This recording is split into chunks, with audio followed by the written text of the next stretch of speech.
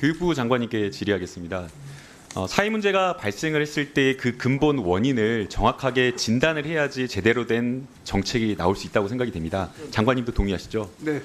예, 앞서 이제 의원님들에 대한 질의에 대해서 장관님께서는 학생 인권 조례가 마치 원인인 것처럼 이야기를 하고 대통령도 교권을 침해하는 학생 인권 조례를 타겟 삼아서 개정을 해야 된다라는 그 취지의 발언을 했는데 근본 원인을 잘못 진단했다라고 생각이 됩니다. 여기에 대해서 어떻게 생각하시나요? 그렇지 않습니다. 학생 인권 조례가 지나치게 학생 인권만 강조를 하면서 교권이 추락한 거에 대해서는 많은 분들이 공감을 하고 이제 있고요. 보수 단체에서는 계속된 주장으로 학생 인권 조례를 폐지해야 된다라고 하면서 이 사건이 발생했을 때에도 마치 학생 인권 조례 때문에 교권 침해가 발생한 것처럼 주장을 하고 있는데요. 구체적인 어떤 저희가 객관적으로 확인할 만한 데이터가 있습니까, 장관님? 구체적인 데이터라는 것은 이제 뭐 분석을 많이 해봐야 되는 거니까요. 그렇지만 이제 분석을 해보셨냐라고 묻는 예, 겁니다. 좀 보충 설명. 아니요, 장관님, 네, 장관님. 제가 먼저 답변하겠습니다. 여론조사를 최근에 한 여론조사 거고요. 말고요.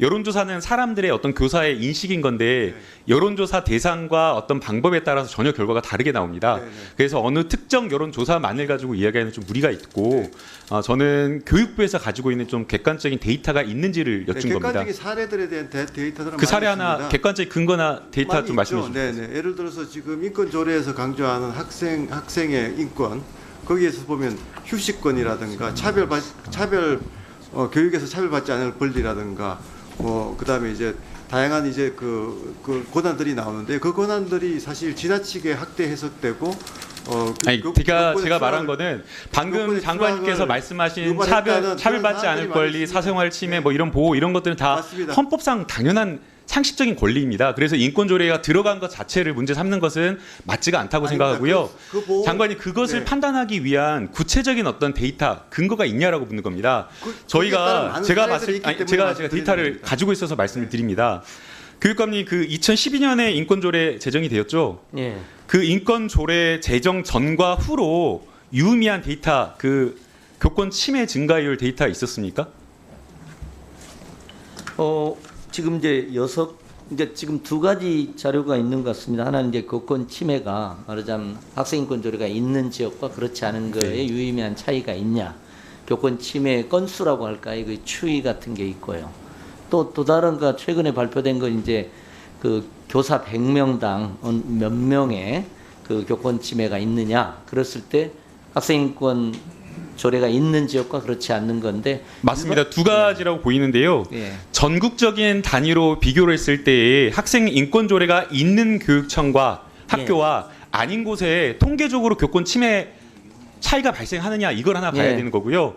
서울, 광주, 경기, 충남, 전북, 제주 인권 조례가 있는 곳에서 예. 더 교권 침해가 많이 발생하는지를 네. 그리고 또 제정된 이후로 늘어났는지를 봐야 되는데 제가 확인한 데이터에 따르면 인과관계나 여러 가지 상관관계를 확인할 만한 근거를 전혀 찾기가 어려웠습니다.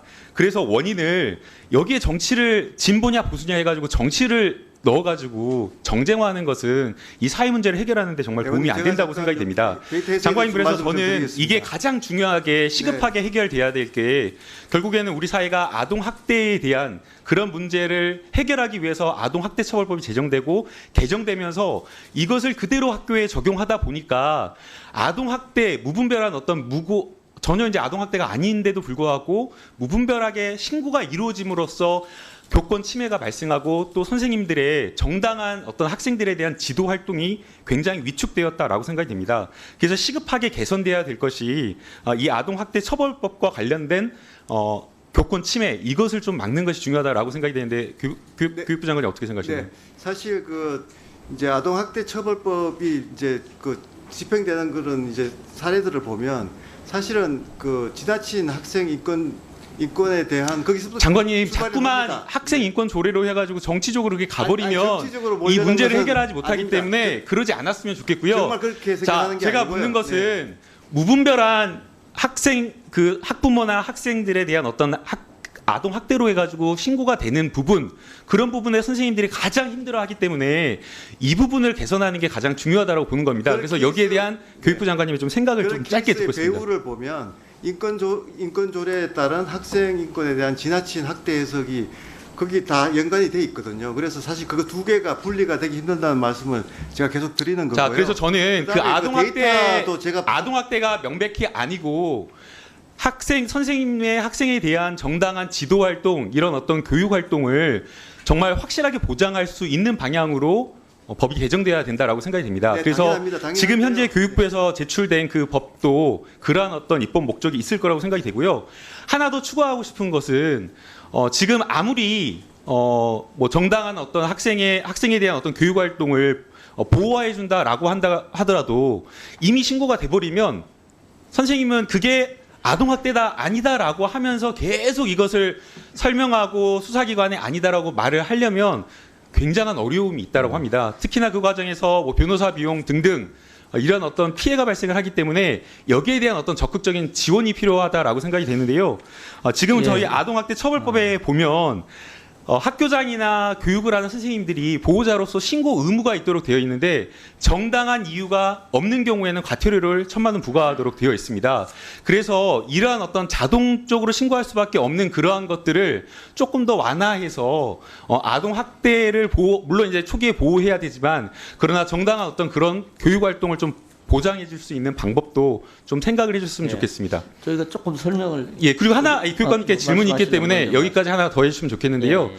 지금 이제 아동학대 신고가 들어가면 수사기관에서의 어떤 결론이나 이런 것들이 나오기 전에 선생님들이 받는 불이익이 크다라고 합니다. 그렇습니다. 그리고 또 수사기관에서는 기소유예 처분, 이 기소유예 처분의 성격은 혐의가 아예 없는 경우도 있고 증거 불충분으로 무혐의가 되는 경우도 있고 또 죄는 되지만 어떤 여러 가지 사정에 의해서 기소유예를 하는 경우가 있는데 이런 경우에도 교육청에서 징계를 아주 뭐 경미하지만 견책 정도의 징계를 하는 경우도 있어서 불이익을 받는다라고 합니다. 기소유예도 그래서 징계 사유가 됩니다. 교육감님의 예, 그 부분도 저 보완이 돼야 된다고 생각해요.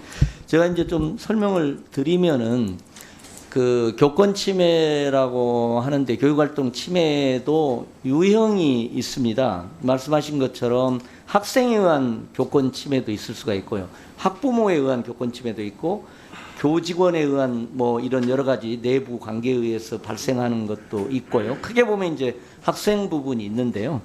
일단은 그 이제 학생에 의한 말하자면 교권 침해에 학생 인권이 얼마나 영향을 미치나, 교권 침해라는 학생이 학생 인권 조례에 의해서 어느 정도 영향을 받았냐, 예를 들면 이렇게 묻는다면 이제 조금 뭐 굉장히 실증적 검토가 필요할 것 같고요. 현재로서는 그 경기도 경우를 빼놓고는 학생인권조례가 시행된 이후에 오히려 교권 침해가 감소했으면 감소했지 뭐 증가한 건 아닌 것 같습니다. 단지 그 경우에도 사실 그 인과관계 설정은 조금 상당한 그 조심이 필요할 거라고 보고요. 만에 하나 학생 인권에 의해서 교권이 침해된 어떤 경우가 있다면 아까 이제 말씀하신 것처럼 학생인권조례의 책무성 조항을 보다 강화하는, 지금도 서울 학생인권조례에는 4조의 책무성 조항이 있습니다. 그런데 이제 조금 더 강력하게 뭐 신체적, 언어적, 정서적 교권 침해가 있는 경우에 그 부분에 대한 명확한 규정을 두는 방식으로 학생인권조례를 좀 보완하는 것, 저는 뭐 아주 적극적인 입장입니다. 제가 조금 말씀드려도 되겠습니까? 네. 그 데이터하고 해석 부분 여러 의원님들께서 말씀 주셨기 때문에 조금 말씀드리면요.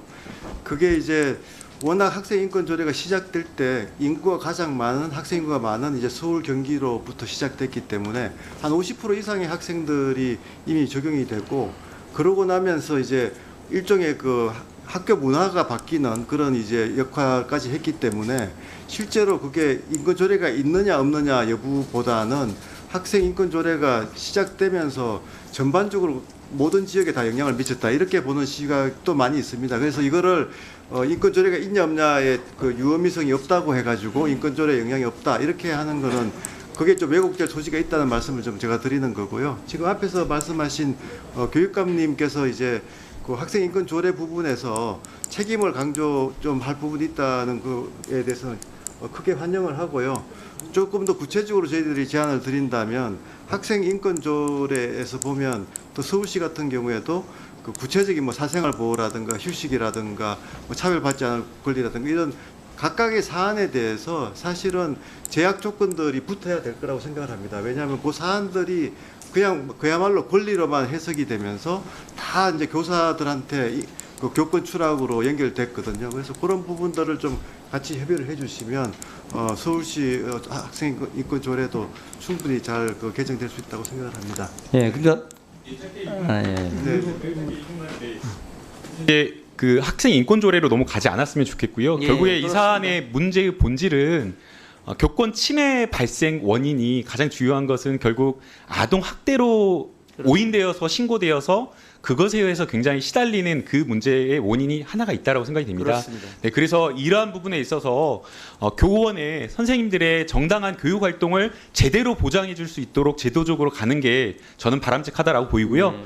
예, 그리고 이제 앞서 이제 교육감님 답변을 정확하게 안 주셨는데 예. 아동학대 결과 처분이 나오기도 전에 불이익받거나 네. 기소유예가 나왔는데도 불이익받는 부분에 대해서는 분명하게 좀 해결을 해주셨으면 좋겠습니다. 예. 그리고 이제 그 두 번째 이 사안과 같이 결국에는 여러 학생과 선생님 사이에 그리고 학부모와 선생님 사이에 민원이 발생했을 때 이 문제를 학교라든가 교육지원청에서 도와주지 않고 오롯이 선생님이 다 모든 문제를 떠안아서 문제가 생겼다라고 생각이 됩니다. 그래서 이제 교육부에서도 여러 가지 뭔가 방안을 고민하고 있겠지만 악성 민원으로부터 선생님을 보호하고 분리하는 조치를 정확하게 좀 당부를 해주셨으면 하는 바람입니다. 네, 두 가지 다 좋은 제안이시고요. 첫 번째 제안에 대해서는 사실 조금 설명을 드리면 저희가 유력하게 지금 그 검토하고 있는 방안이 이게 아동 학대로 이제 수사가 개시돼 버리면 그럼 바로 이제 교사들이 그 면직이 됩니다. 그 아이를 못 가르치게 되기 때문에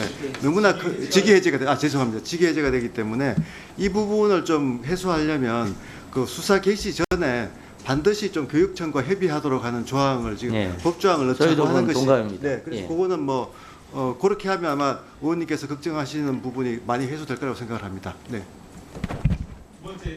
두 번째 그 악성 민원을 그 체계적으로 그 대응하는 체계 그거는 뭐 저희들도 전적으로 공감을 하고요. 교장, 교감 등 관리자가 역할을 더 한다거나 또 다양한 이제 저 악성 민원으로부터 특히 새내기 교사들을 좀 분리하는 그런 시스템을 갖추자는 거에 대해서도 전적으로 공감하고 이번에 체제를 마련하도록 하겠습니다.